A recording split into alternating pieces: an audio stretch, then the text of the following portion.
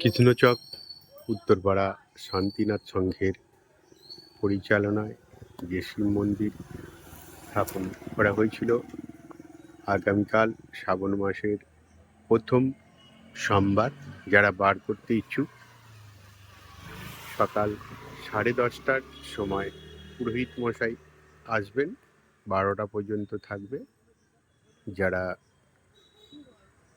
বার করতে ইচ্ছুক ঠিক সময় মতো চলে আসবে। আগামীকাল 10:30 পুরোহিত মশাই মন্দির প্রাঙ্গণে থাকবেন 12টা পর্যন্ত।